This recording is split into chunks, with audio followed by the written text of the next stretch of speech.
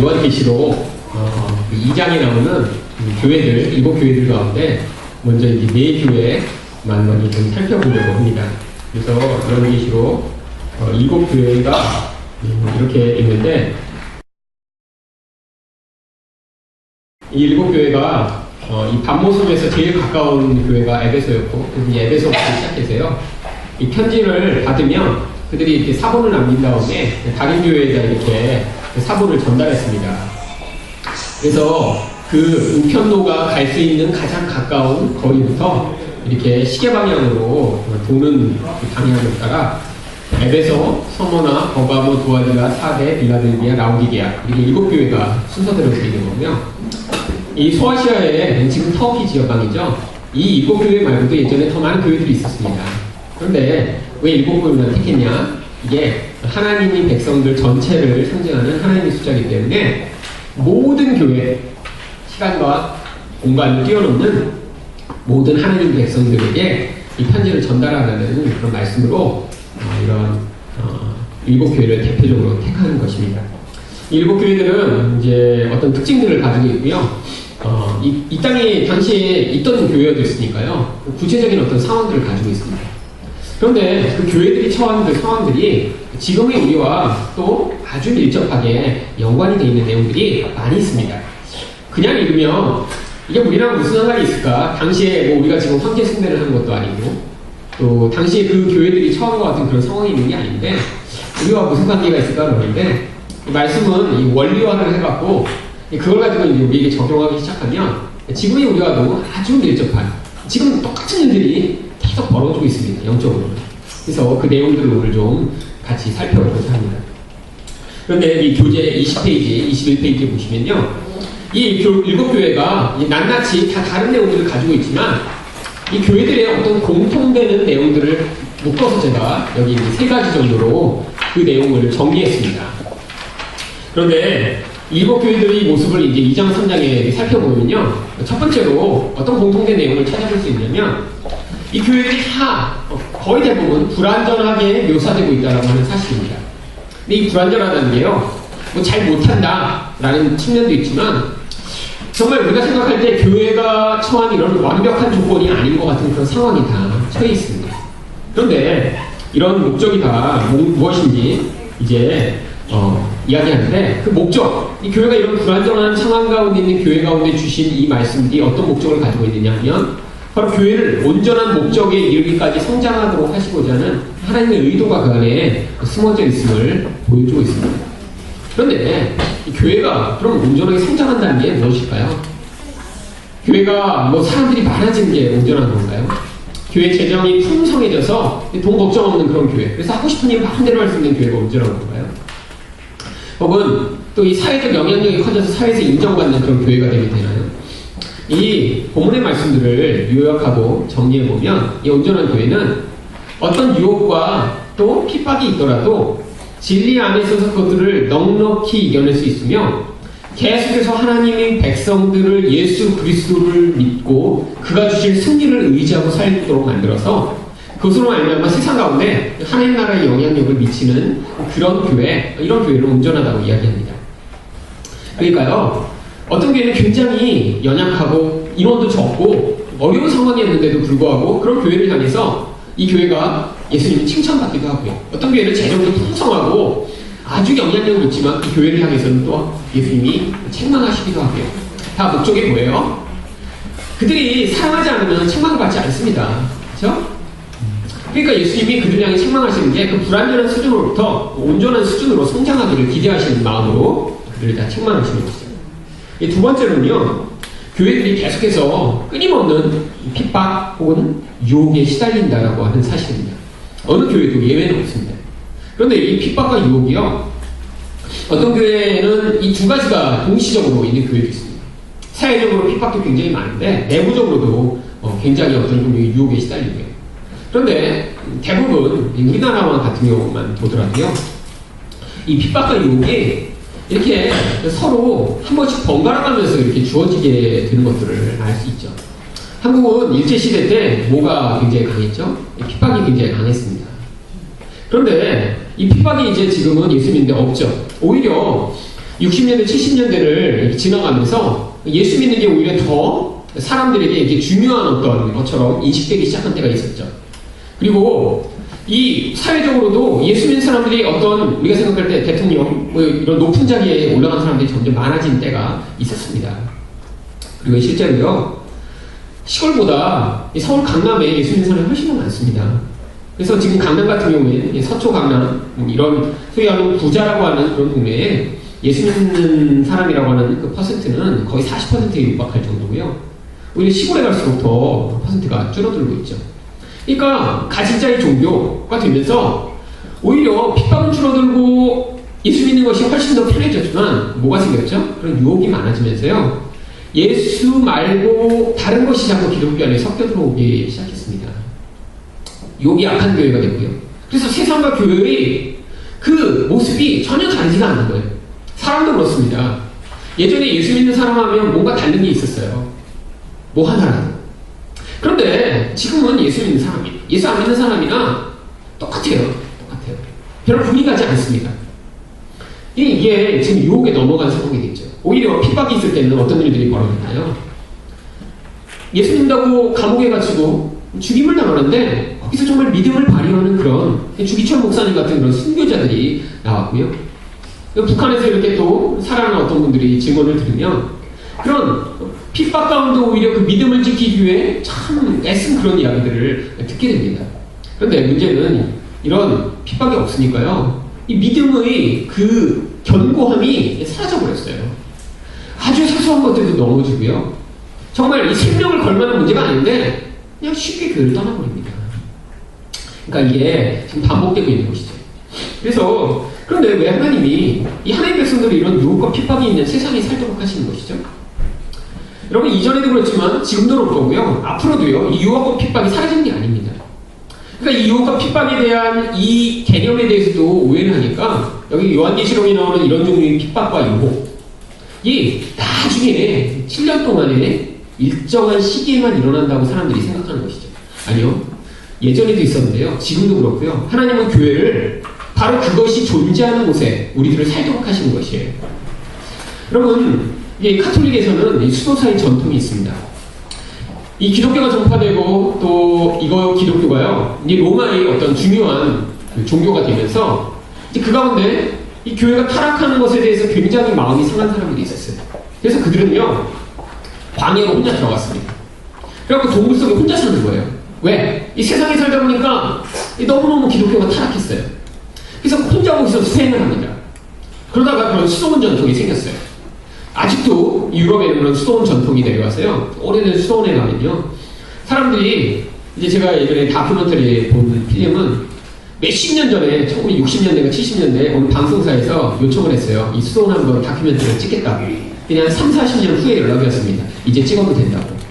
그래서 3, 40년 후에 카메라맨들이 들어갔습니다. 그랬더니 근데 사실은 너무 재미가 없어요. 왜냐하면 말을 안 해요, 사람들이. 이 수도는 사람 몇 명이 안 남았는데 어느 정도로 이 혼자만의 그 수련을 아주 중요하게 여기냐면 1년에 서로 같이 있는 수도사들끼리도 말하는 날이 며칠로 정해져 있어요. 다른 날은 꼭 필요한 것만 손짓을 합니다. 그리고요, 각자 수도사들이 각자 방 안에서 밥도 다 갖다 이 감옥에 있는 사람처럼 이렇게 배식을 해주는 한 사람. 그리고 그 안에 모여있고 그 안에서 밥 먹고 밥 먹을 때도 혹시 하루에 한 번 예배를 드리기 위해 모이는데 그 자리에서 찬양만 같이 부르죠. 서로 대화를 하지 않아요. 이들이 생각하는 건 그거예요. 남과 대화하면 내가 유혹받는다. 내가 영향을 받는다. 그러니까 나 혼자 하나님과는 관계를 맺겠다. 그런데 이게 성경의 원리에 의하면 잘못된 원리입니다.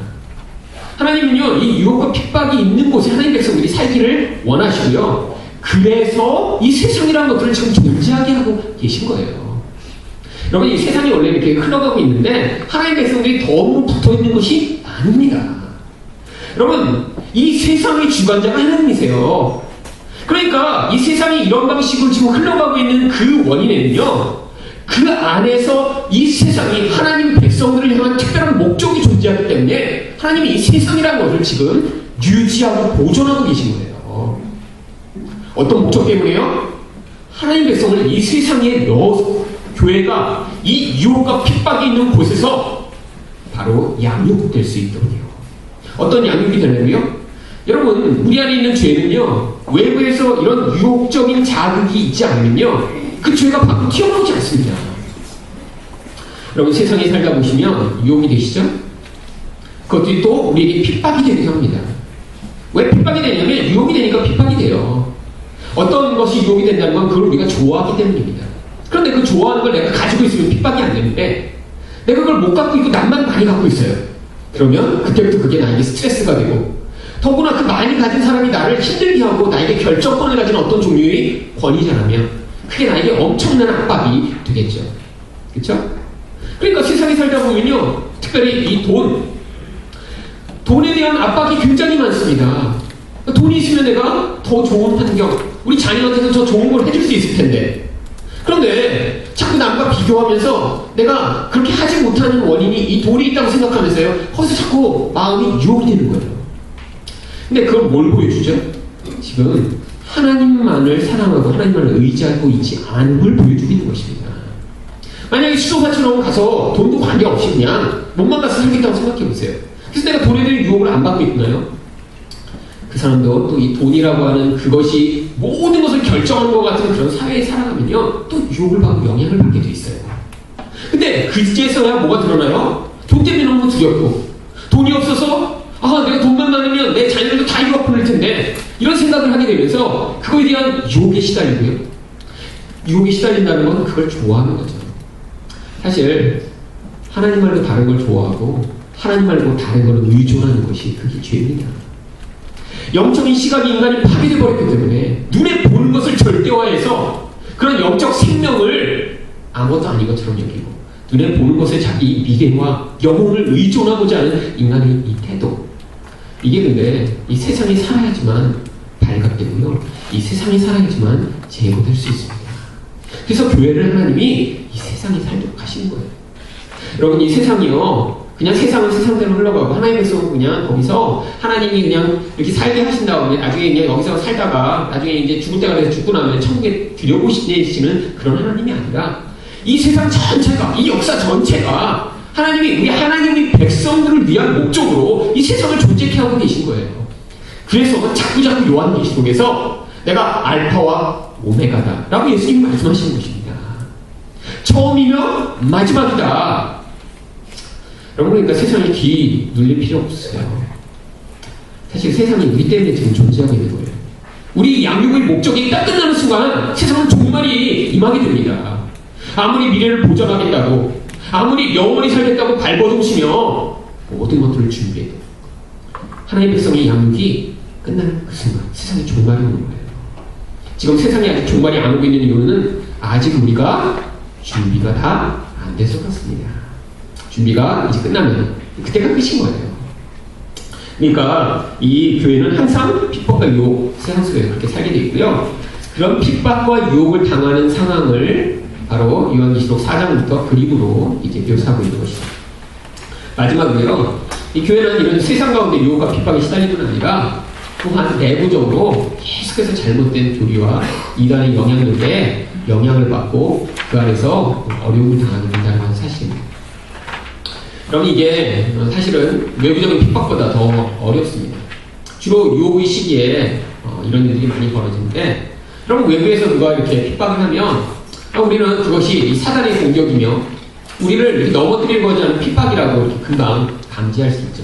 예를 들면 지금 북한에서 공산당 때문에 예수 믿는다고 핍박을 당하면 어떻게 핍박하겠어요? 이게 마귀가 정말 예수를 못 믿게 이렇게 핍박을 하는구나. 더 열심히 거기서 신앙을 지키기 위해 애쓰고요, 정말 생명을 내걸고 예수를 믿겠죠. 그런데 이런 잘못된 영향력, 오늘 이제 교회들에서 구체적으로 보실 텐데요. 문제는 이 영향력들을 누가 전파하나요? 이단의 교주가요? 아니요. 똑같이 교회라는 이름을 붙이고요, 똑같이 목사라고 하는, 똑같이 영적 지도자라고 하는 사람들이 이런 영향들을 교회 안에 들어와서 영향을 미치고 있기 때문에 이게 문제인 것입니다. 문제는요, 이런 영향들을 미치는 사람이요, 그냥 시시하고 별거 아닌 사람이 미치면요, 사람들이 별로 영향을 안 받겠죠. 그런데 두 종류의 의미가 있어요. 한 종류는요, 너무 화려한 언변과 아주 멋진 모습을 가지고요, 사람들을 아주 유혹하게 만들어요. 그래서 그 말을 들으면 진짜 같아. 그래서 사람들이 빠져들어가요. 또한 무료는요, 기적과 신비로 사람들에게 호기심을 자극하고요, 사람들을 믿게 만들어서 그 말을 듣게 해요. 여러분, 지금 이런 한국 교회라고 하는 이 교계 가운데 똑같이 장로교회, 똑같이 침례교회 이런 이름은 붙어있지만, 그래서 이단이라고는 얘기하고 있지 않지만, 사람들은 다 자기가 교회 다니고 있다고 생각하고 있지만 그 안에서 잘못된 것을 먹고 있는 교회가 얼마나 많은지 모릅니다. 근데 더 문제는요, 자기들은 좋은 걸 지금 먹고 있고요, 그렇게 먹고 있는 것 자체가 지금 신앙생활을 잘하고 있다고 착각하고 있는 거죠. 비성경적 잘못된 내용들이 그 안에 가득 들어있는데, 그러니까 그들이 어떤 종류의 이런 하나님의 백성, 그 가운데 하나님의 백성이 많이 있습니다. 하나님의 백성들이 어떤 과정을 지나가는데요, 적절한 도움, 적절한 말씀을 통한 어떤 은혜를 누리지 못하니까 자꾸 하나님에 대한 잘못된 기대를 하고 그 기대가 자꾸 깨어지는 경험을 하면서 하나님과 관계가 발전이 안 돼요. 하나님을 잘못 알고 있으니까요, 내 인생에서 벌어지고 있는 이 잘못된 그들이 가르치는 해석에 의하면 병이라면 반드시 병이 나아야 돼요. 사업이 어려우면 하나님이 반드시 사업을 잘 되게 하셔야 돼요. 복권을 사면 남들은 안 되고 나는 당선돼야 되는데, 여러분 인생 가운데 그런 일들이 자주 벌어지나요? 기도를 열심히 했더니 우리 집만 잘 되던가요? 아닙니다. 근데 인간 안에 그렇게 어려움을 모면하고 싶은 그런 욕구가 끊임없이 있어요. 여러분, 근데 그런 기대로 하나님을 기대하면요, 인생은 계속해서 하나님과 관계가 깨집니다. 여러분, 신앙이 어릴 때는요, 하나님이 떠날까, 아직 하나님 누군지 전혀 모르니까 그냥 아주 사소한 거에서 이렇게 은혜를 주세요. 그래갖고 그 은혜로, 와, 하나님 내가 기도하니까 이것도 주셨네? 하나님이 나를 이렇게 도와주셨네? 그런 경험으로 예수를 믿기 시작하는데, 여러분, 하나님이 그 다음에 개입하시는 모든 것은요, 우리 이 일생에서 마치 이 알라딘 램프에 나오는 요정처럼 내 현실적 필요를 하나님이 공급하심으로 나를 도와주신 그런 하나님이 아니라, 정말 중요한 영적인 생명을 내 안에 넣어주시기 위해 이제 믿음을 가진 자로 성장하도록 만드시는 그 목적으로 개입해 나가시기 때문에 이 세상의 문제, 나의 어려움들에 개입 안 하시는 것처럼 보일 때가 훨씬 더 많아지는 것입니다. 그럼 만약에 계속해서 그런 식으로 하나님이 나의 일상의 문제를 개입해 오신다면 우리는 절대 이 땅을 살면서 하나님 누구신가 제대로 발견하지 못해요. 왜? 우리 안에 눈에 안 보이시는 분인데 우리는 믿음으로만 그분과 깊은 관계를 맺을 수 있거든요. 근데 믿음은 우리가 보지 못하는 것을 받아들이고 믿을 때만 성장하고요, 그 믿음은 기적을 통해서가 아니라 말씀을 통해서만 성장하게 되어 있습니다. 문제는 이들이 그냥 기적만 이렇게, 여러분 이제 요즘 아주 유명한 분들 많이 있잖아요. 그런 분들이 기적만 그냥 보이면 저도 그냥 괜찮다고 하겠어요. 그래서 아픈 사람 가서 암도 낫고 그럼 얼마나 좋겠어요. 근데 문제는요, 그런 사람들이요, 그냥 기적만 행하는 게 아니라 그 안에 계속해서 잘못된 하나님에 대한 이야기들을 해낸다는 것입니다. 너무나 엉뚱한 얘기들을 계속해요. 여러분, 여기 안양천만 건너서 영등포로 조금만 가시면 여기 엄청나게 큰 건물 안에 세계 지도가 그려있고, 그 다음에 월드 크리스천 센터 가는 건물 있죠? 그거 무슨 건물인 줄 아세요? 김기동의 베레아 성락교회 건물입니다. 여러분, 거기 돈 많아요. 그리고 수만 명이 다니고 있죠. 스스로는 교회라고 하는데 교회인가 아닌가 정말 타탄 합니다. 근데 왜 이렇게 사람들이 거기 많이 모이죠? 기적이 나타나니까요. 근데 문제는요, 기적만 그냥 나타내면 괜찮아요. 여러분, 귀신 들린 사람 수준이 많이 있습니다. 정말로 귀신만 쫓아주면 괜찮겠어요. 그런데 귀신을 쫓아준 다음에 거짓말을 해대는 거예요, 계속해서. 어떤 거짓말이요? 모든 귀신은 죽은 사람의 영혼이다. 그리고 네 조상 귀신이 지금 너에게 들어와서 감기 들인 거예요. 그래서 감기 귀신 쫓아내요. 눈을 이렇게 깜빡이래요. 그러면 네 10대 조상이 들어가서 눈 깜빡거리는 거예요. 눈 깜빡거리는 귀신 쫓아내요. 다리가 갑자기 아파. 원래 운동을 안 해서 다리가 아픈 건데, 그러면 또 다리 아프게 한 귀신이 들어가서 그러다. 모든 게 귀신이에요. 모든 게 귀신. 그래갖고 아침부터 저녁까지 귀신 얘기만 들으니까 그들은 하나님에 대해 전혀 모르고 귀신에 대해서만 알고 있어요. 여러분, 근데 그 귀신 얘기가 다 어디서 나온 거죠? 성경에서 나온 게 아니라 경험을 통해 나온 겁니다. 그러니까 신학이 아니라요, 그들은 하나님에 대해 자기들이 알고 있다고 얘기하는데 어떤 하나님을 알고 있냐면 귀신이 얘기해주는 하나님에 대해 알고 있어요. 근데 귀신이 뭐 하는 영이죠? 거짓의 영이잖아요. 그러니까 그 거짓말을 들은 다음에 그걸 이게 마치 하나님의 영적 비밀을 안 거치냐 그렇게 사람들에게 가르쳐서 수만 명이 그 귀신에 대한 두려움과 그 정말 귀신에 매여 살아가고 있어요. 오히려 감기 귀신은 나갔는데 더 무서운 다른 귀신이 들어간 거죠. 여러분, 그러니까 이 기독교 외부적인 핍박이 차라리 있으면요 교회는 정결해집니다. 다른 거 신경 쓸 새가 없어요. 여러분 신앙을 한번 과거를 돌아보세요. 여러분 신앙이 느슨해질 때는 어려움이 없을 때 느슨해집니다. 그러면요 드라마도 월화 드라마, 수목 드라마, 금토 드라마 다 봐야 돼요. 아침 드라마 따로 보고. 여러분 근데 여러분 삶에서 이렇게 또 이렇게 주말마다 어디 놀러 갈 생각 들고 어디 산, 어디 낚시, 이런 자꾸 그런 생각들이 막 들어오다가 그런 생각이 머릿속에 다 사라지면 교회에 더 자주 오게 되고 기도가 많아지고 언제 그러냐면 인생에서 어려움이 닥치면 그런 사사로운 것들이 다 인생에 사라지기 시작합니다. 왜? 사실 성도는요 인생 다 이렇게 긴장하고 살 수 없잖아요. 인생에서 반드시 위기가 오거든요. 그러면 결국 하찮은 것들이 짤랑짤랑하게 돼 있어요. 그래서 위기 상황에 있으면 교회가 정결해집니다. 지금 한국 교회 부자 됐거든요. 기도 많이 안 하잖아요. 옛날처럼. 어려움도 사실 옛날에 우리가 어렵다라고 한 그 어려움의 수준에 비하면 지금은 훨씬 더 쉬워졌습니다. 왜 요즘 이렇게 자녀 교육 문제가 이렇게 막 자녀 그러냐면 하도 신경 쓸 게 별로 없어서. 그래갖고 자녀밖에 신경 쓸 게 없는 거예요. 요즘 다 가전제품이 다 일해주고. 저희 딸이랑 아이들이랑도 얘기했는데 옛날 생각해보니까 저희 할머니 같은 경우에 1년 내내 정말 쉬실 데가 없었더라고요. 그래갖고 이제 과자를 먹으면서 야 옛날에 우리 할머니 집에 가면 과자도 다 만들어 주셨어. 생각해보니까 과자도 만들어 주셨어요. 된장? 어디서 사 먹습니까? 된장 만들고 고추장 만들고 밭에서 일하고 하루 종일 먹고 사는 그거 위해서 종일 애쓰시고. 그러니까 너무 여유가 없었죠. 그런데 지금 시간이 많아졌잖아요. 이게 위기며 문제입니다. 이 구체적인 내용이 이제 그래서 바로 이 교회들의 내용 가운데 나오는 것인데, 자, 그래서 이제 이 요한계시록 2장과 3장을 한번 우리 보는데 오늘 2장 내용만 먼저 보도록 하겠습니다. 계시록 2장 1절부터 7절까지 에베소서 교회에 대한 얘기가 나옵니다. 이 교회에 예수님이 하시는 말씀은요 일정한 패턴을 가지고 있습니다.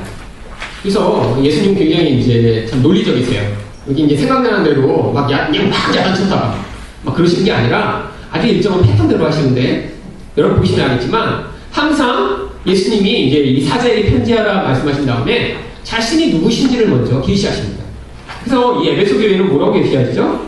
오른손에 7 별을 붙잡고 7 금촛대를 사이를 거니시는 이, 이렇게 계시가 됩니다.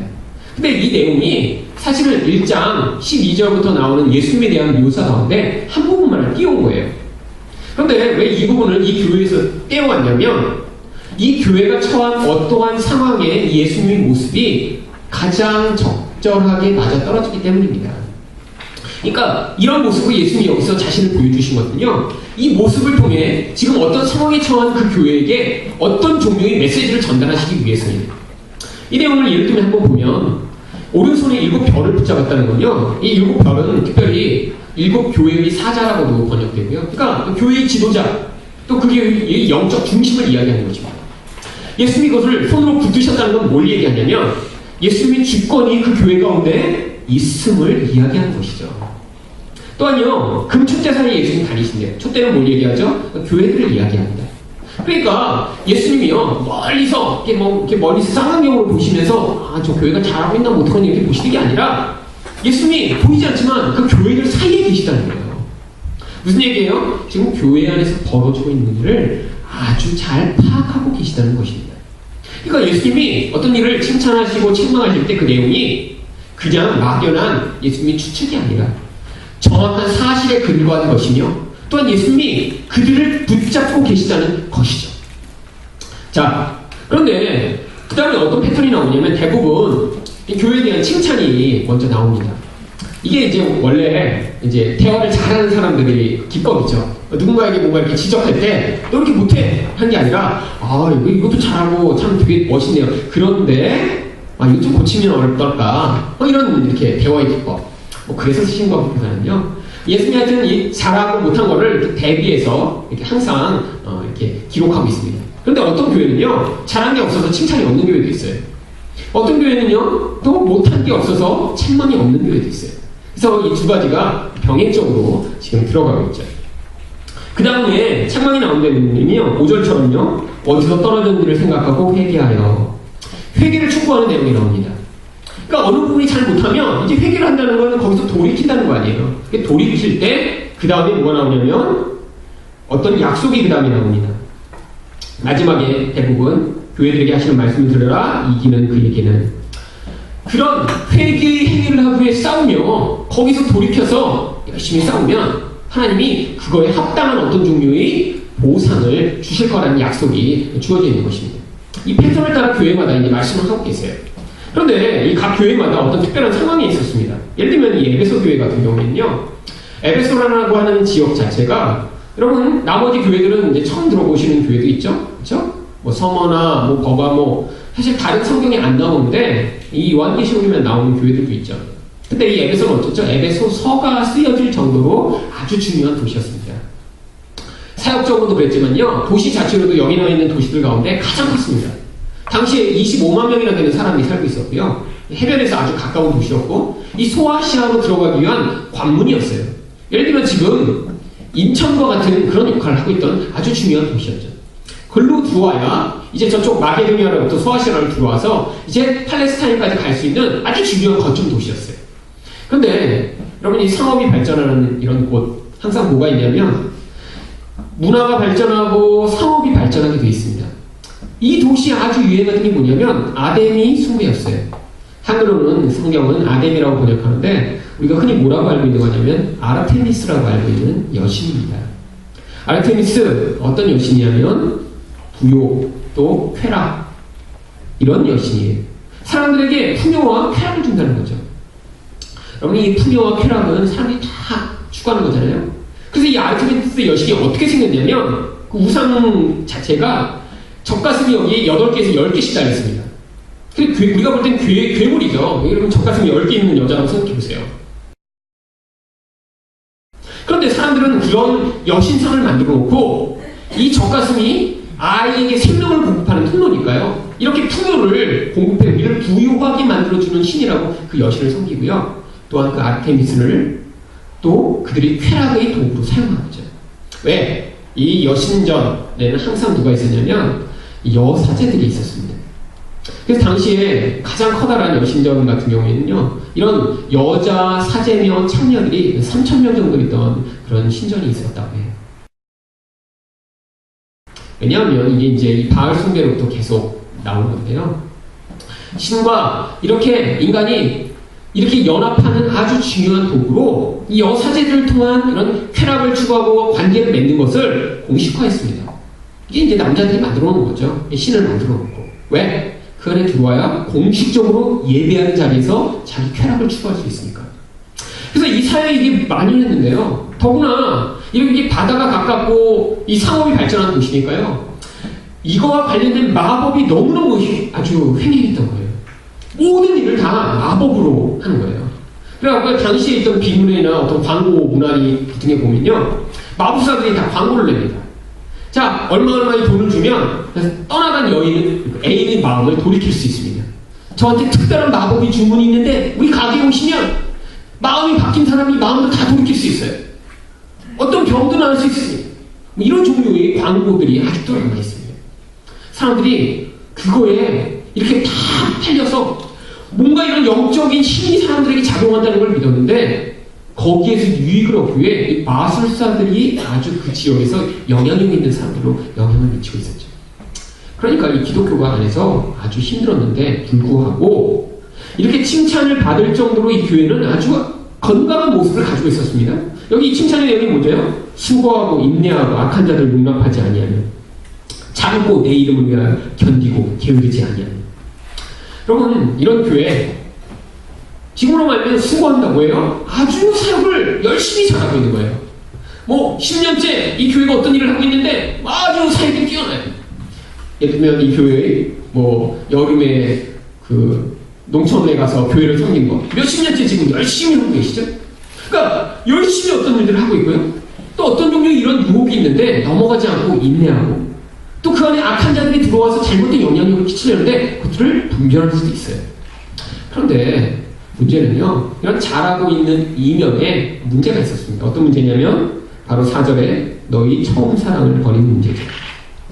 그런데 이 성경은 이제 항상 뭐 구약을 가서 이 성경을 해야 되는 게 이제 맞기도 하지만 이런 에베소 교회 같은 경우에는 이 처음 사랑이 사실은 어떠했는지 사도행전 19장에 그 내용이 나와 있습니다.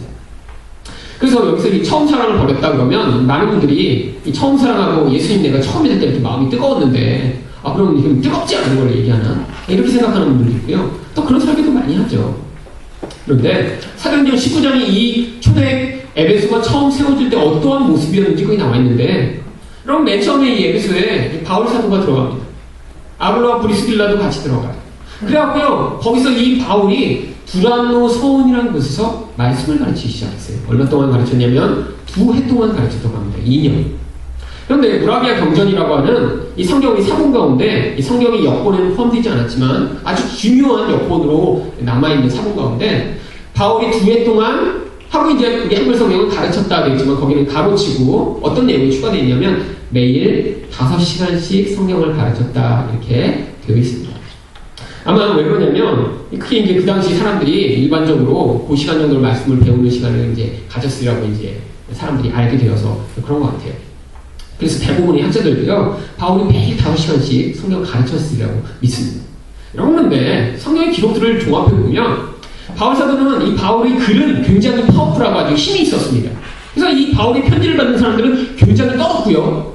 이 바울의 편지를 받으면서 회개했고요. 은혜를 받았어요. 근데 뭐라고 써있습니까? 말은 능력이 없고 어눌하다고 표현하죠. 그러니까 이 말씀이 사실은 이렇게 막 재밌는 말씀, 뭐 예와 하나도 없을지도 몰라요. 그런데 여러분 매일 그 말씀을 5시간씩 전했다고 하는 것입니다.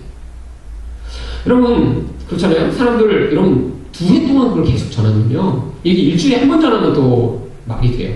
이게 한 주 지나서 잊어먹어요. 그때 너무 힘들었지. 그리고 그냥 왔다가 또 힘들구나. 5시간 버티고 가고. 그러면서 이 말씀이 해결되면서 올 수는 있는데 매일 5시간 전하는 거예요. 여러분 그 말씀의 사람들이요, 재미있건 재미없건 관계없이 그 말씀을 듣기 위해 모여들기 시작했고요. 여러분 그게 어떤 모습이죠? 한국교회 옛날의 모습이죠. 사경회가 있다고 그러면요, 여러분 밥도 안 줬잖아요. 그러면요 쌀을 짊어지고 자기 밥 해먹을 거 다 들고 일주일씩 걸어서 사경회 장소까지 가서 일주일 내내 말씀 듣고 그냥 다시 오고. 여러분 옛날의 말씀이 우리 신학적으로 정리가 됐을까요? 그냥 다 가르치는 분들도 대충 배운 다음에 대충 자기가 성경 읽고 은혜 받은 대로 그냥 전하는 그런 말씀이었는데 몇 시간씩 말씀을 전하며 말씀을 은혜를 받았던 거예요. 그런데 그 결과가 어떻게 나타났냐면 첫 번째로 그들만 그 말씀의 은혜를 받고 끝난 게 아니라 그 말씀이 그 사회까지 영향을 미치기 위해 하나님이 무슨 일을 하셨냐면 바울이 손수건만 갖다 다른 사람에게 놔도요 악귀가 떠나가고 병이 낫는 일들이 벌어지기 시작했습니다. 그러니까 예수 이름이 막 드러난 거예요. 또한요 당시에 마법사가 거기 아주 많았다고 했잖아요. 아주 사회적 직업으로 굉장히 견고한 직업이었습니다. 돈 많이 번. 그런데 그들 중에 예수 믿는 사람들이 나타나면서요 자기들이 여태까지 가지고 있던 이 생존의 수단인 마법책을 다 광장에 모아 불태워버리기 시작했는데 그게 은 5만이나 되었다고 합니다. 지금 돈으로 얘기하면 40억 원이나 되는 돈이에요. 여러분 마법책을 불태운다면요 나이가 이제 여태까지 의존하고 있던 모든 이익의 수단을 포기하겠다는 거예요. 여러분 이건 엄청난 결단입니다. 여러분 그런데 그 사회에 이런 일이 벌어지면서 그 영향력이 사회에 있으니까요 그 안에서 교회가 형성이 됐는데 어떤 사람들이 모인 거예요? 하나님의 능력을 경험한 자, 말씀에 대한 깊이를 경험한 사람, 그 말씀 때문에 나의 생존의 근거를 포기하고 예수 그리스도께 온전히 의탁한 사람들이 모이던 교회니까 그 안에서 바로 첫사랑이라고 하는 하나님에 대한 의존과 사랑과 말씀에 대한 깊이가 존재했는데 이게 시간이 지나면서 사람들은 많이 모여있고 도시는 부유하니까 그 교회도 다른 교회에서 부유했는데 그 처음에 시작된 말씀에 대한 사랑이 사라지면서요 사람들이 그냥 의일에 맨날 하던 일이니까 그냥 자기 일들도 늘 하고 교회 일도 열심히 그냥 하고 근데 본질 자체가 사라진 거죠. 바로 그것을 지적하시는 것입니다. 여러분, 결국 우리의 첫사랑은요, 말씀으로 시작되는 거예요. 여러분 안에 다른 게 자꾸 밀려 들어오면요, 결국 뭐가 제일 먼저 밀려나가냐면, 말씀이 가장 먼저 밀려나갑니다. 단순히 성경을 읽는 시간이 없어지는 것뿐 아니라, 말씀을 들을 때요, 그 말씀을 듣는 말씀이 여러분에게 심겨지지가 않아요. 여러분, 많은 사람들이요, 이 말씀을 내가 은혜 받고 싶다고 얘기해요. 그런데 말씀을 은혜 받는 두 가지 조건이 존재합니다. 한 가지는요, 상황적으로 사실 그 말씀을 절대적으로 의존할 만한 아주 절박한 상황이 있어야 돼요. 여러분, 말씀이 언제 그렇게 절박하게 여겨지냐면 힘들 때. 그러면요, 그냥 말씀 자체에 그냥 성경만 읽어도 눈물 나고. 근데 또 한 가지 상황이 있어요. 어떤 상황이냐면 그 말씀에 대한 관심과 영향력을 빼앗아갈 만한 다른 종류의 너무 재밌는 그 통로가 막혀야 돼요. 그럼 그게 여전히 자기 안에 존재하는데요, 말씀이 안 들어옵니다. 여러분, 재밌는 취미생활만 해도요, 그게 계속해서 그 사람을 끌어가죠. 여기 보면 하나님이 이렇게 이기는 자에게 약속을 주세요. 생명나무의 열매를 주신대요. 생명나무의 열매는 어떤 열매일까요? 여러분, 생명나무에서 어떤 열매가 열릴까요? 생명 열매가 열리겠죠. 뭘 주신다는 거예요? 영적 생명을 주신다는 약속입니다. 여러분, 이제 많은 분들이 이 성경을 오해하면서 천국에 가면 감히 여러분 면류관 다 받으실 거 아니에요? 여러분 면류관 받으시려고 지금 열심히 충성하고 계시죠? 그렇죠? 네. 여러분 꼭 받으셔야 됩니다. 저도 받을 거고요. 그런데 이 면류관에 대한 많은 오해가 있습니다. 그래서 여러분, 내가 이렇게 열심히 충성하는데 어떤 마음을 가지고 계세요? 그래도 저렇게 교회만 왔다 갔다 하는 저 인간보다는 큰 면류관을 받겠지, 이런 생각을 하고 계시죠? 그렇죠? 여러분, 만약에 여러분이 이렇게 막 헌신해서 막 헌금도 하시고 막 일주일에 막 하루 빼고 주일에 매일 오셔. 목사님보다 더 많이 와. 그리고 막 새벽기도 밤 막 기도 막 그냥 목사님만 안 오실 때까지 다 와갖고 혼자 그냥 열심히 하시고 청소하시고 밥하고 막 열심히 했어요. 근데 나중에 갔는데 면류관 일주일에 한 번 가끔씩 오는 크리스마스 때만 왔는데 그래도 구원받았어요. 근데 그 사람이랑 면류관 똑같다면 여러분 어떻게 하시겠어요? 화나겠죠. 안 그래요? 저 같으면 그럴 것 같아요. 그렇게 열심히 살았는데 저는 목사잖아요. 그런데 정말 죽기 바로 전에 예수 믿고 안 되겠어. 그래갖고 이제 그때 예수 믿고 거기서 세례받으면서 천국 갔어. 근데 보니까 멸관이 똑같아. 그럼 화나겠죠. 여러분은 근데 또 생각해보세요. 천국에 갔는데요, 그래서 다 차등이 있어요. 막 순교한 사람 막 그냥 멸관 막 그냥 이만한 멸관이라 막 목을 못 가려, 너무 무거워서. 그리고 이 땅에서 어떤 분이 천국 갔다 오니까 자기가 이 땅에서 한 일이 아무것도 없고 가난한 거지한테 개털모자 하나 준 게 그게 유일한 일이라 천국에 갔더니 자기한테는 개털모자밖에 없더라. 그래서 정말 어떤 사람은 개털모자일 수도 있어요. 그리고요, 뭐 모자만 그런 게 아니라 하나님이요, 막 이 땅에서 헌신한 사람 그 개수대로 축복해 주셔서 그냥 헌금한 사람은 그 액수가 천국에 다 기록돼 있을 거 아니에요. 얼마 있는지. 평생 우린 다 잊어먹었지만, 그렇죠? 그래서 그 액수대로 하나님이 다이아몬드를 방에 가득 채워주셔. 그런데 어떤 사람은 다이아몬드 2개가 있어. 막 어떤 집에서는 그 다이아몬드로 막 그냥 던지기 우기하고 막 그냥 막 버리고 막 이러는데 어떤 집은 그 2개 가지고 2개밖에 없네. 그리고 여기서 막 그냥 교회 청소 열심히 하고 열심히 하는 그런 집도 넓고, 그래갖고 막 천국인데 천국 얼마 딱 넓겠어요? 그러니까 막 집이 그냥 아침에 출발하면 저녁 때까지 현관을 못 나가. 너무 멀어서. 그 누군가 찾으려면 꼭 거기서도 전화해야 돼. 야, 어딨냐? 1층에 있어요. 그래? 그 다음날 가서 찾고. 여러분, 근데 만약에 천국이 그렇다면 여러분, 거기 천국일까요?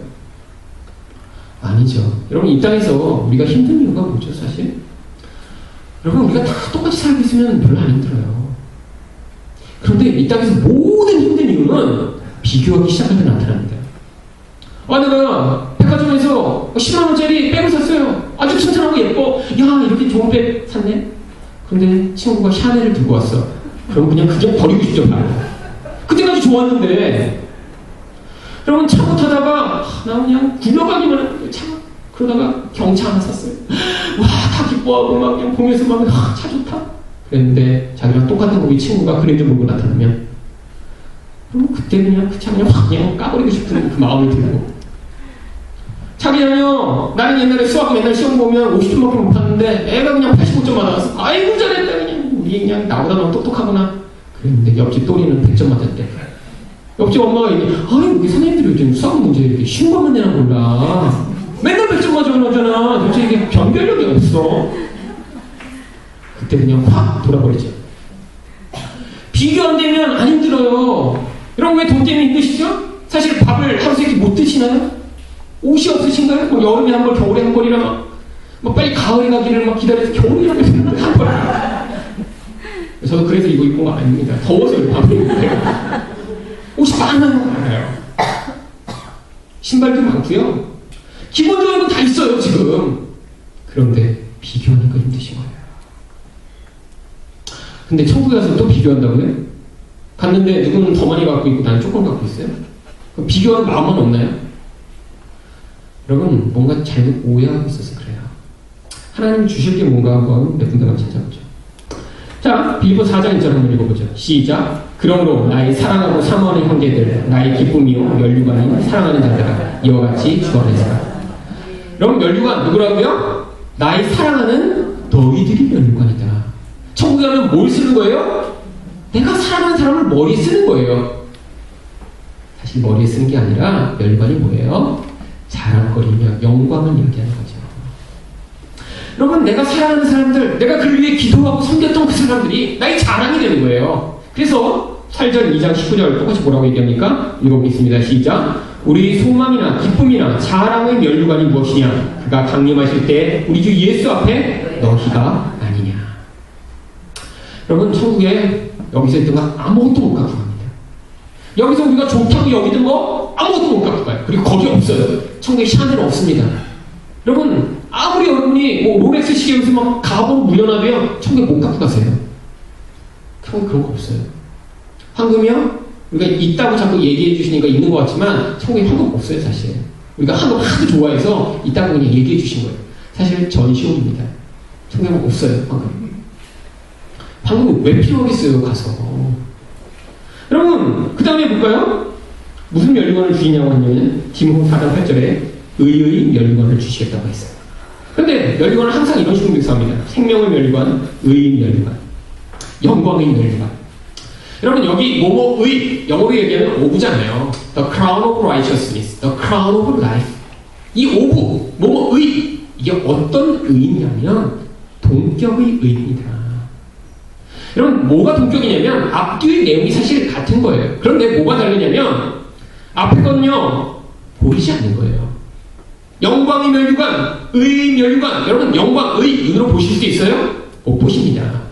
그러니까 눈에 안 보이는 것 하나님이 그걸 진짜 주시는데 눈에 보는 것으로 그것의 가치와 아름다움을 보여주기 위해 뒤에 나오는 눈에 보는 것을 이야기해 주는 거예요. 사실은 천국에 가면 면류관을 주시는 게 아니라 뭘 주실 거냐면 의를 주시고 영광을 주시고 생명을 주실 거예요. 그런데 어떻게 해라? 이 땅에서 면류관처럼 사모해라. 정말 좋은 거니까. 여러분 천국에 가면 면류관 안 받습니다. 여러분 생각해보세요. 천국에 가서 뭐 이렇게 의의 면류관, 생명의 면류관, 이거 진짜 면류관으로 되어 있다면 여러분 면류관 머리가 그럼 3개로 바뀌어야죠. 면류관 여러 개 주신다며요. 그럼 의의 면류관 썼다 그럼 다음날 바꿔해요? 뭐 모자처럼 이렇게 매일 면류관 바꿔게요? 여러분 그리고요 왕들도 이렇게 보면 이렇게 막 큰 면류관 쓴 이렇게 그 출두되잖아요. 여러분 그 무거운 면류관 머리에 쓰고 왕들이 살았을 것 같으세요? 그거 원래 전시용입니다. 그것도요. 1년 내내 안 쓰다가 어떤 중요한 날 하루만 쓰는 거예요. 그리고 목 아프다 빨리 빼자. 평소에는 아주 조그만 거 쓰고 있습니다. 여러분 천국에서 이렇게 큰 면류관 하나님 안 주세요. 천국에는요 사실 생명을 주시고 예수 그리스도를 주시는 거예요. 그러니까요 여기서 뭘 했다고 난 가서 막 더 많은 금 먹고 그게 잘못된 생각이라니까요. 근데 여러분 가운데 그럼 뭐야? 너 그럼 충성할 필요가 없네? 똑같이 받을 거 아니야 다. 그럼 똑같이 생명 받을 거고 똑같이 그럴 건데 근데 충성할 필요 없어. 이런 사람이 바로 자기가 기복주의자라는 거를 이제 그때 발각되는 거예요.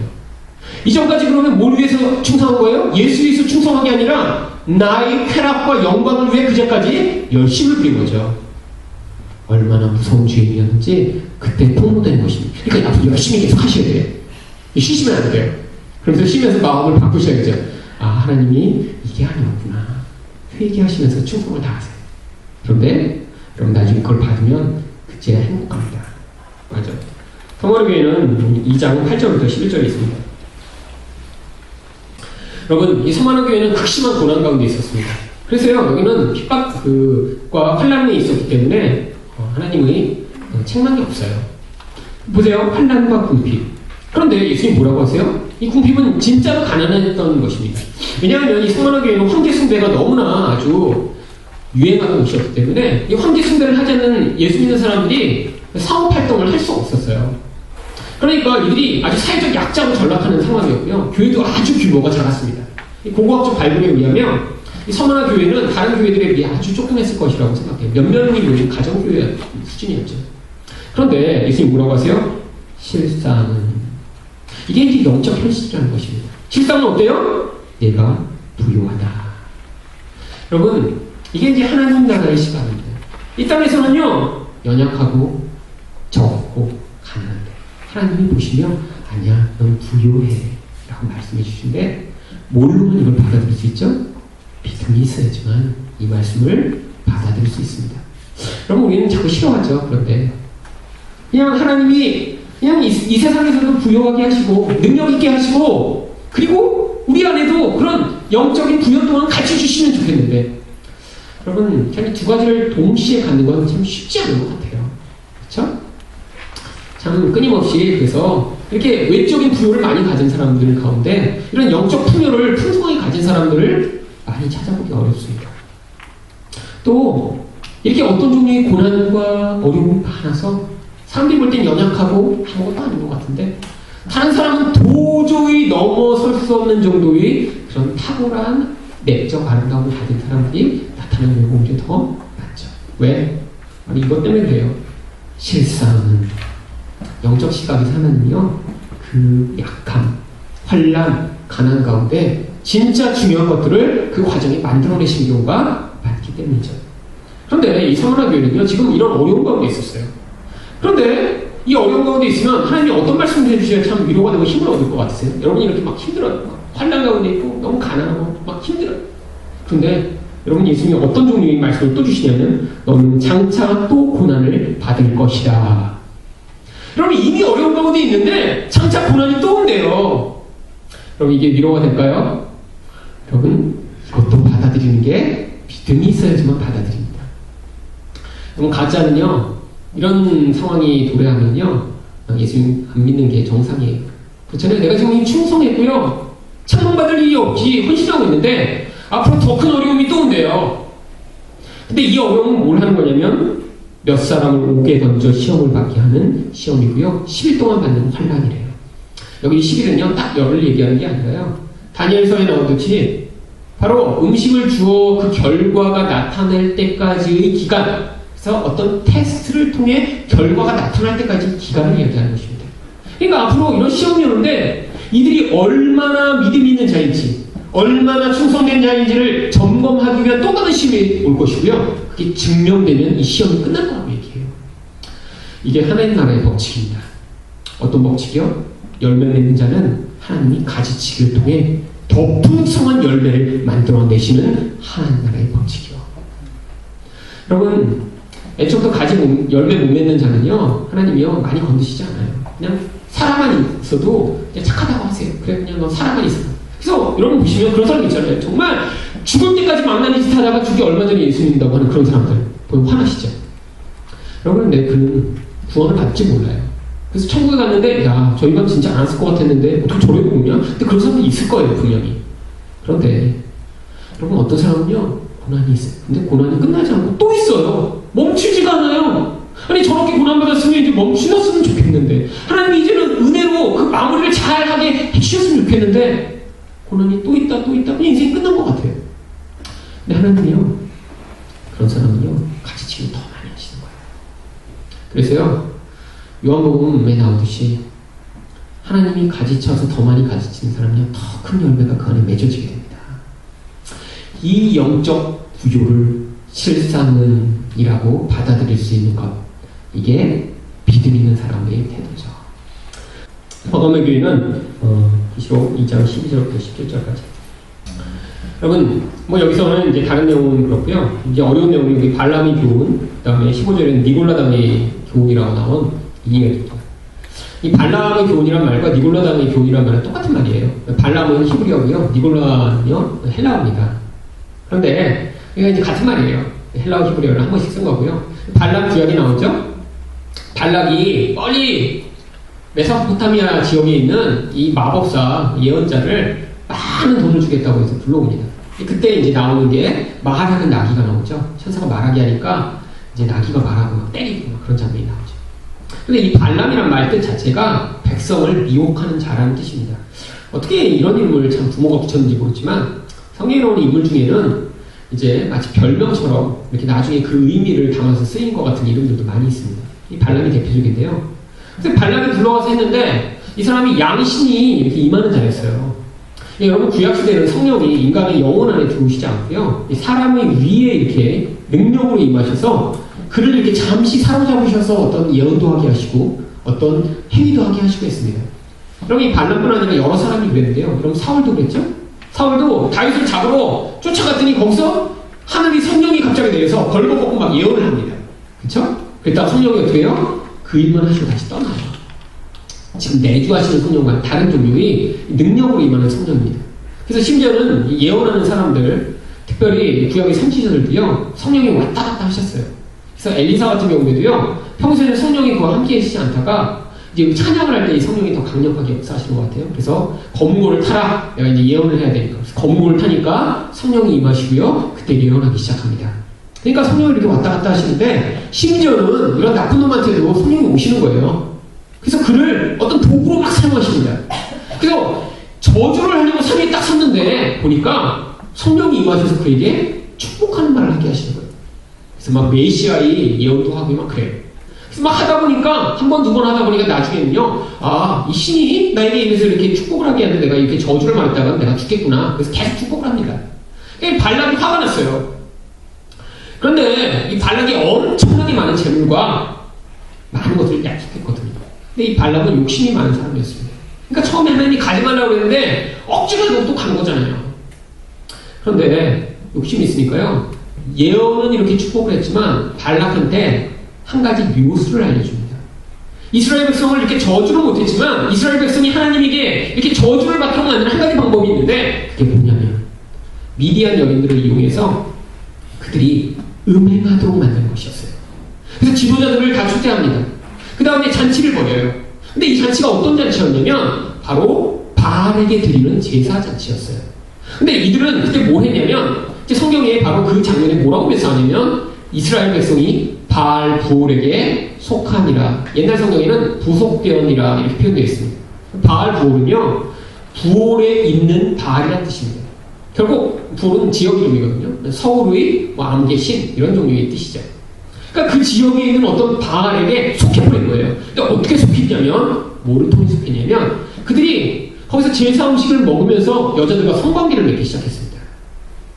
근데 그렇게 해서 그 신에게 구속돼 버린 거예요. 하나님 백성인데 그 신이 소속이 돼버린 거죠. 근데 왜 그런 짓을 했냐면 여러분 그 당시 바알은 모든 이스라엘 외에 이방민족이 다 섬기던 신이었어요. 그리고 거기에서 이 신이 유래돼가고요 다른 모든 민족에게 퍼졌습니다. 그런데 이 바알은 어떤 신이었냐면 하늘에서 비와 천둥을 관장하는 신이었어요. 여러분 이스라엘 땅은요 땅이 한국 같지가 않습니다. 나무가 별로 없고 그러니까 비가 내리면 다 하루 이틀로 강이 생겼다가 싹 사라져버려요. 어떻게 해야지만 그러니까 이들이 농사를 지을 수 있냐면 비가 자주 내리는 수밖에 없어요. 그런데 이 비가 자기 마음대로 내립니까? 아니죠. 그러니까 이들이 바알이라고 하는 이 물을 관장하는 신을 만들어낸 거예요. 근데 이들이 어떻게 이걸 만들어내냐면 단순히 그 신이 물을 관장하는 게 아니라 비가 언제 내리냐면 아세라와 바알이 아세가 여신입니다. 둘이 부부인데 하늘에서 둘이 부부관계를 해야지만 땅에 비가 내린다고 가르치기 시작했어요. 그런데 신들이니까 이 성욕이 별로 없는 거예요. 그래서 무슨 제도를 고안해내냐면 여자들이 초병을 끝나고 나면 처녀들을 다 바알 신전으로 모아서 살게 만드는 거예요.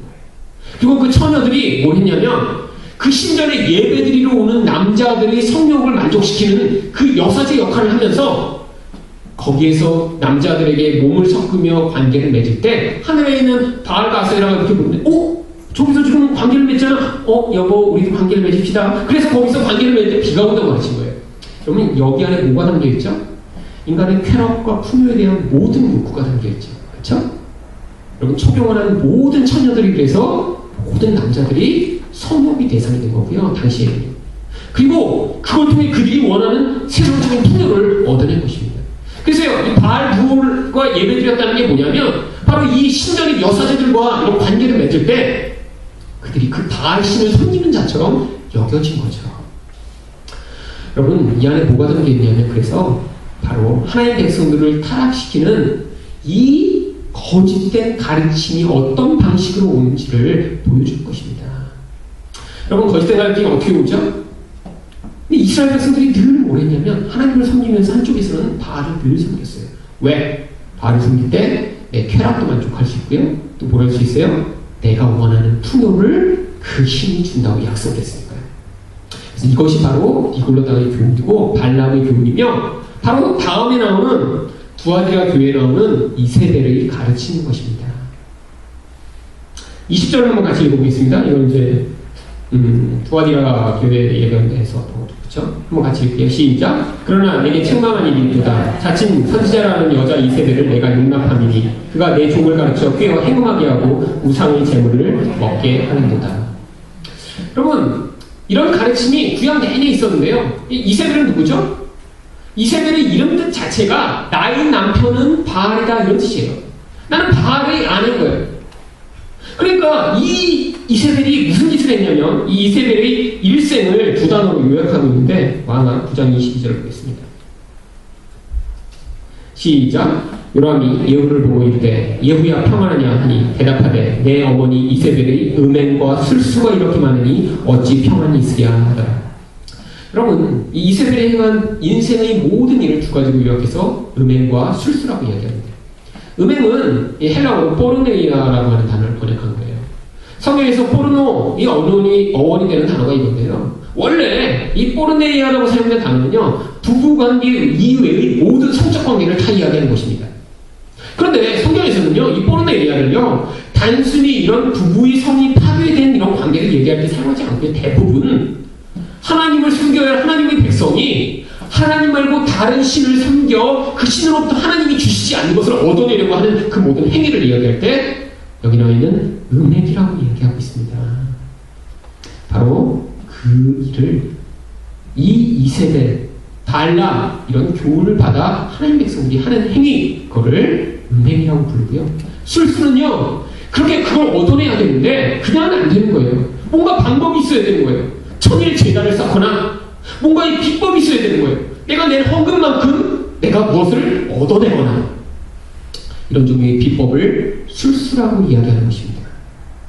여러분, 이 시대의 기독교가 지금 이렇게 타락한 아주 중요한 원인 중에 하나가 인간의 이런 기복적인 마음을 이용해 사람들을 모아 그들을 거짓된 환상과 거짓된 신앙으로 자기 배만 불리는 거짓 지도자들 때문이에요. 문제는 이런 지도자들이요 어느 나라나 민족 가운데 가장 큰 교회를 가지고 있습니다. 여러분, 미국에서 가장 큰 교회가 바로 조엘 오스틴의 레이크우드 처치죠. 바로 이 조엘 오스틴이 긍정의 힘을 쓴 사람이고요. 여러분, 바로 거기에서 가짜 복음을 가르치고 있는 거예요. 여러분, 이 긍정의 힘 맨 첫 페이지에 뭐라고 나옵니까? 내가 100만 달러짜리 집에 살고 싶어서 그거를 믿음으로 선포했더니 하나님이 그 100만 달러짜리 집에 살게 해주셨다. 이게 서문에 시작하는 내용입니다. 여러분, 이 땅에 있는 그 풍요를 내가 말로 선포하고 믿음을 가지면 줄 거라고 가르치는 그 가짜들, 하나님이 주시지 않는 거를 그렇게 준다고 얘기하는 그런 가르침들, 이런 가르침들이요 세계에서 가장 큰 교회, 가장 영향력 있는 사람들을 만들어요. 여러분, 그래서 그런 영향력들을 제가 몇 군데 좀 모아왔습니다. 자, 그런데 여러분, 이런 가르침을 사람들이 들으니까요 세상 사람들이 걱정하고 우려하는 거예요. 몇 년에 나왔던 타임지 표지입니다. 미국에 나온 타임지인데요. 여러분, 이 자동차 보시고 이 자동차 어떤 자동차인지 아시는 분은 이 자동차에 평소에 관심이 많으신 분이죠. 어떤 차 할까요? 네, 롤스로이스. 이게 알짜 써있습니다. 롤스로이스. 그런데 이 롤스로이스 위에 어떤 표시가 있죠? 원래는 어떤 여신이 이렇게 천사 모양으로 있어야 되는데 십자가가 있죠. 그럼 영어로 뭐라고 써있냐면 하나님은 당신을 부자 되게 만들기 원하십니까? 이게 타임즈가 질문한 거예요. 타임즈가. 그리고 특집 기사가 실었는데 미국에서 가장 큰 교회들 가운데 하나님은 무조건 너희들이 부자 되게 하신다라고 약속하고 있는 게 그게 참이냐? 세상 사람들이 걱정하면서 물어봤다니까요. 그래갖고 양편의 시각을 다 썼습니다. 바로 이런 조엘 오스틴, T.D. 제익스 이런 사람들은요, 맞다. 그리고요, 반대 진영에는 그거 헤러시다, 이단이다 라고 주장하는 사람들이 주장이 나오며 마지막 질문이 이거였어요. 정말 하나님이 예수 믿으면 다 이렇게 부자 되기를 원하실까? 여러분, 세상 사람들이 걱정하기 시작합니다. 왜? 아무리 세상 사람들이 봐도요, 아닌 것 같으니까요. 근데 문제는요, 예수 믿는다고 거기에 모여든 사람들은요, 그게 진짜라고 이야기하고 있는 것이죠. 여러분, 이 TDX라는 사람, 보기만 해도 마귀처럼 생겼죠? 안 그러세요? 제가 살고 있던 달라스 그 지역에 저희 집에서 한 30분만 가면 있는 파터스 하우스라고 하는 교회의 담임 목사입니다. 목사라고도 안 해요. 비숍이라고 다들 부릅니다. 여기 이 교회거든요. 4,000명이 한 번에 예배 드릴 수 있는 예배당이고요. 300억 원인가 400억 원을 들여서 지었대요. 이 주차장은요, 정말 여기 있는 초등학교 한 10개 중 합한 것 같고 큽니다. 그런데 이 사람이 쓴 책 몇 권 한국에도 10개 번역됐는데, 위대한 투자. 하나님을 위해 투자를 하나님이 돌려주신다는 거예요. 부자 하나님의 부자 자녀들. 하나님이 부자인데 왜 어떻게 가난하게 살 수 있냐? 그러니까 가난한 건 믿음이 없었다. 그래서 하나님 믿음, 그 부자 하나님이 세상을 한번 다 갖고 계신데 너희도 부자 돼야 된다. 이런 책 썼고요. 담대한 믿음. 이 오바마도 칭찬했대요. 이렇게 담대한 믿음 가졌더니 부자 됐다고. 이런 사람이 책이 미국에는 훨씬 더 많은데 한국에 이제 3권밖에 안 나오더라고요. 여러분, 제가 이 교회에 리더십 세미나를 한다고 해서 갔습니다. 전 세계에서 왔어요. 왜? 이 교회가 세계에서 가장 큰 흑인 교회거든요. 가장 성공한 목사로 유명합니다. 기독교 잡지, 아까 보시잖아요. 이 잡지 어떤 잡지예요? 가스펠 투데이. 미국의 복음주의 잡지입니다. 그때 여기 표준 인물로 나온 거예요.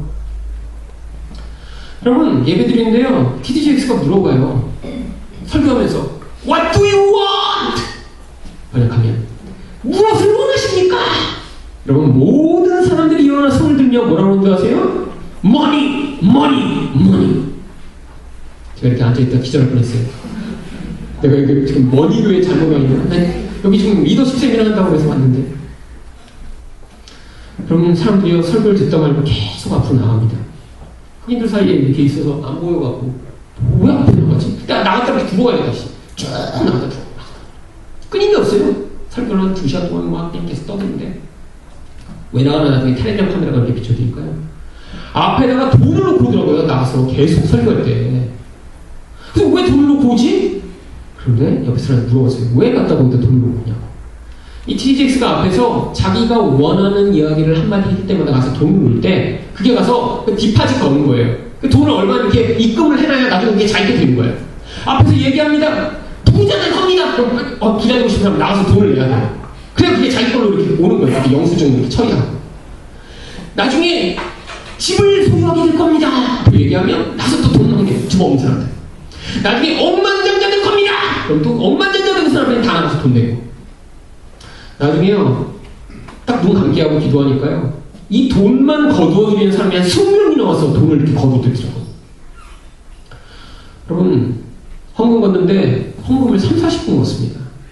왜 이렇게 오래 걸리나 보니까요, 개개인을 다 노란 봉투를 나눠줘요.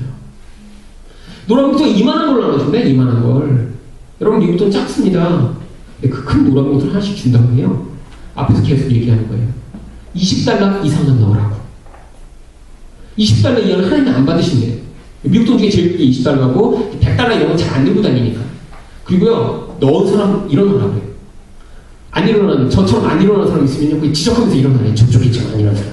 옆에 돈 비벼주라고. 지금 하나님이 복을 놓치게 됐는데 어떻게 지금 헌금을 안 해주냐. 그래갖고 다 일어날 때까지 헌금을 계속 독려합니다. 지금 하나님, 지금 이 마지막 순간에 그 20달러 안 내고 복을 못 받으면 어떡하겠냐. 그 다음에 모두 다 이 돈 다 넣었으면 다 들고 이제 흔들기 시작해요, 같이. 여러분, 이만한 노란 목도 한 몇천 명이 같이 흔들면서 막 음악을 연주하기 시작합니다. 점점 빠르게. 앞에서는 복이 내려옵니다. 뽁뽁뽁뽁뽁뽁. 점점 빠르게. 사람들이 춤을 추면서 이걸 흔들면서 한 10분 정도 같이 흔들다가 절정에 이르렀을 때 헌금 목도가 하면서 거기다 넣는 거예요. 여러분, 정말 한 대에서 복이 내려오는 것 같아요. 그럼 이게 미국에서 제일 큰 흑인 교회인데요. 왜 달라스에 이렇게 이 교회가 잘 되냐면 달라스가 미국 전역에서 가장 가난한 흑인들이 가장 많은 곳이기 때문입니다. 여러분 달라스 가시면요, 달라스 남부로는 혹시 차를 타고 가더라도요 절대로 속도를 늦추거나 중간에 멈추면 안 돼요. 그냥 바로 죽어요. 거기 얼마나 가난하고 무서운 사람들이 많이 사는지. 그런데 그 사람들의 그 욕망을 이용해 미국에서 가장 큰 흑인 교회를 만들어 놓고 그 사람들의 돈을 지금 갈취하고 있는 거예요. 그런데 이 사람이 미국의 가장 탁월한 지도자 10인 가운데 항상 빼꼽힙니다. 왜? 큰 교회에 이루었으니까. 여러분, 이런 사람이 있으면 말을 안 해요. 여러분, 이런 사람은 근데 제가 볼 때, 생긴 건 이렇게 생겼는데, 말 하나로 그렇게 모으는 거예요. 근데 그런 사람 또 있습니다. 그럼 이 조엘 오스틴 부부. 생기고 말 주변으로, 이런 고등학교밖에 안 나왔어요, 이 조엘 오스틴. 저는 고등학교 졸업하고 지금 십몇 년을 더 공부했는데, 근데, 여러분, 사단이 함께 하니까요, 영향력이 있는 거예요. 여러분, 고등학교밖에 안 나왔는데 이렇게 말을 잘하니까 누군가 힘을 준 거예요. 여러분, 안 됩니다. 그런 매력, 그런 힘. 여러분, 사람들이요, 이 부부의 이 카리스마에 다 녹아들어요. 그래서 돈을 내면서 이 사람이 나는 책마다 몇 천만 부씩 던져. 긍정이. 믿는 대로 된다는 거예요. 믿는 대로 뭘 된다? 부자 되고, 성공하고, 세상에서 자기 원하는 거 다 가질 수 있다. 잘 되는 나. 믿음으로 사는데, 그래서 잘 된다는 거예요. 제목도 중에 최고 이상 다 믿음으로 이긴대요, 그냥. 왜냐하면 이 계열을 다 Word of Faith라는 계열입니다. 무슨 얘기냐면 이들은 다 뭘 주장하냐면 말로 믿음을 자꾸 선포하면 그게 이루어진다는 거예요. 어떤 말로 믿음을 선포해요? 잘 된다고 자꾸 해야 돼요. 나중에 이들은 분명히 지옥에 가 있습니다. 저는 이들과 같은 곳에 가기 싫어요.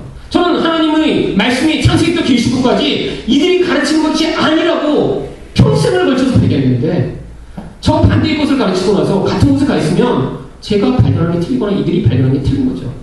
누군가 하나가 틀린 거예요. 그러니까 저랑 반대에 가는 곳에 가 있어야 되는데 저는 제가 맞다고 확신합니다. 그러니까요, 저랑 반대의 곳에 가 있어야 돼요. 여러분, 이들은 바알 제사장이에요. 왜? 이들이 사역하는 대상이요, 다 예수를 믿는다고 하는 그런 사람들을 모아놓고 지금 사역하고 있으니까요. 기독교라고 이름을 붙이고 있지만 가짜입니다. 그뿐 아니에요. 이 조이스 마이어라는 여자. 여러분, 한국에요, 이 여자 책이 14권인가 15권 나와 있고요. 미국에는 한 3, 40권 나와 있습니다. 여러분 보셨을 거예요, 이 여자 책. 마음 전쟁 끝내기. 말을 바꾸면 삶이 바뀐다. 자기 감정을 다스리는 법. 조이스 마이어의 절실한 기도의 능력. 하나님 도대체 언제입니까? 이런 책들을 몇 권만 뽑아놨는데, 문제는 이런 책들이요, 자기, 세상의 이런 출판사에서 나온 게 아니라, 두란노 같은 출판사에서 다 출판됐습니다. 조이스 마이어가 뭐라고 얘기하는 줄 아세요? 이 여자는 막 긍정적인 생각을 이 여자도 가지라고 얘기해요. 그러면서요, 자기가 옛날에 학대받았고 성폭행 당했고 그랬대요. 근데 긍정적인 생각을 가지면 다 이겼대요. 그러면서 여자들, 특별히 학대당한 여자들 막 긍정의 힘을 갖고 잘 살면 너희가 하나님이 도와줄 거다 얘기하면서 꼭 나중에 그렇게 얘기하더라고요. 나중에 하나님이 도와주셔야 되는데 증거가 있어야 된대요. 그냥 도와주려고 했는데 증거가 없으면 못 도와줄 거 아니에요. 그래서 어떻게 증거를 썼냐면 하나님께 헌금을 할 때마다, 특별히 자기 이 미니스트리에, 조이스 마이어 미니스트리라고 있어요. 돈을 보내면서 영수증을 꼭 챙겨놓으래요. 그럼 성경이 약속해 있지 않나요? 30배, 60배, 100배로 주겠다고 하나님이 약속하셨으니까 그 영수증을 갖고 있다가 나중에 돈이 갑자기 필요할 때 100만 원을 냈으면, 하나님 돈이 10,000불이 필요하면 하나님 100만 원 그때 낸 거 영수증 있으니까 100배로 돌려주세요. 그 영수증이 있으면 증명이 되면 하나님이 바로 주신다. 왜? 부자 하나님이니까. 이렇게 1년에 벌어들인 돈이요, 이 여자 혼자 벌어들인 돈이 2천억 원입니다. 2천억 원. 여러분 믿어지세요? 사람들이 그렇게 우매한 사람들이 많아요. 거기다 2천억 원 돈을 내는데 그걸 돈 가지고 뭐 하냐고요? 이 여자의 스태프들이 호화 생활을 하는데 다 사용됩니다. 자가용 비행기가 몇 대고요. 여러분, 그래서 국회에서 사무관을 파견해서 검사를 했을 정도예요. 자기 화장실에 수천만 원짜리 화장실까지 그런 가구를 다 들여놓고 그게 다 발각돼갖고, 왜냐하면 이게 공금으로 쓰는 거니까 국회에서 그래서 이런 사람들 검사를 나왔습니다. 왜? 사람들이 이 돈을 횡령한 것으로 고소하려고. 여러분, 사람은 문명하죠? 문제는요, 이런 영향력들이 지금 한국에도 엄청나게 많이 영향을 미치고 있다는 것이죠. 여러분, 이게 뭐죠? 이게 발람의 교훈이고요, 디골라당의 교훈이고 이세벨의 가르침입니다. 그런데 문제는요, 이게 우리에게 전혀 영향력이 없으면 아닐 텐데, 우리도 잘못된 이런 영향력 가운데 있으면요, 우리가 어떤 어려움이 처하거나 도움이 필요할 때, 하나님이 안 도와주시는 것 같을 때 자꾸 이런 태도로 가기가 쉽습니다. 내가 한번 헌신하면 하나님이 나를 좀 도와주실까? 내가 이렇게 하나님께 큰 믿음을 한번 보이면 하나님이 나를 좀 도와주실까? 여러분, 그래서 많은 사람들이요, 이렇게 부흥회 같은 데 와서 그런 사람들의 심리를 이용해 돈을 응원하는 사람들이 많아요. 여러분, 특별히 여러분 이런 사람들은, 제가 이제 보여주는 사람들은 기적도 안 나타나는데 참 이런 능력을 보이고 있어요. 이런 사람은 탁월하죠, 그렇죠? 기적도 없이 이렇게 사람들은 뭐 수천억 원씩 돈을 벌어들이고 있습니다. 그게 이제 지금 사람들이 어떤 마음 때문에요? 이런 가르침에 속아 넘어가기 쉬운 것이 인간의 신성이기 때문입니다. 여러분, 고난에는 의미가 있어요. 하나님이요, 우리를 이 땅에서 이런 모습으로 살게 하시는 거예요. 하나님이 지금 우리를 모르시거나 하나님의 능력이 없기 때문이 아닙니다. 또 우리가 그걸 믿음으로 선포하지 않았기 때문에 이런 게 아니에요. 여러분, 하나님은요, 이런 세상이라는 환경을 통해 그 안에서 이 유혹과 환난을 이겨낸 하나님의 백성들, 진짜 믿음을 가진 사람들이 나타나기를 지금 기다리고 계신 거예요. 여러분, 이렇게 가짜에 유혹받는 사람들이 아니라 가난해도 그 안에서 참된 믿음으로 진짜 부요가 무엇인가 그 안에서 만들어낼 수 있는 사람들. 능력이 없을 때 예수 그리스도의 십자가를 의지함으로 연약한 자를 세우시는 하나님의 능력을 맛볼 수 있는 그런 사람들. 세상 사람들을 볼 때 소망이 다 끊어진 상황에서도 하나님의 말씀으로 살아가는 사람들이 만들어지기를 원하시는 거죠. 하나님의 거기서 이렇게 우리가 말로 많이 뭘 선포하면 이런 마약 같은 것들을 우리 인생에서 주셔서 우리를 그 정도 수준으로 살게 하시는 그런 분이 하나님 아니세요? 예수님은 이 역사를 주관하시는 알파와 오메가가 되십니다. 마지막 때가 되면 이런 거짓 선지자들은요, 다 지옥에 떨어져 무정에서 영원히 자신들이 했던 그 모든 것을 후회하며 괴로워할 거예요. 그럼 그러니까 이런 혼탁한 세계 가운데 지금 우리가 살면서 하나님이 지금 이 세계도 똑같이 얘기하시는 거예요. 이세벨의 교훈을 준비하라. 여러분, 분별하시는 하나님의 백성이 되셔서요, 그 가운데 정말 믿음이 참된 진리 가운데 이 세상을 이겨내는 그런 하나님의 백성 되시기를 예수님으로 축원드립니다. 함께 기도하고 마칠게요.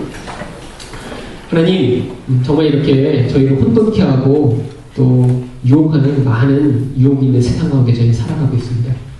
무엇이 진리인지, 무엇이 바른 하나님의 말씀인지 알 수 없는 이런 세상 가운데 저희가 말씀으로 바로 분별할 수 있도록 은혜를 베풀어 주시고, 하나님, 그래서 이 세상의 유혹과 시험을 다 이겨내 정말 참되고 아름다운 믿음을 가진 하나님 백성들로 저희가 드러날 수 있도록 은혜를 베풀어 주세요. 예수 그리스도 이름으로 기도드렸습니다.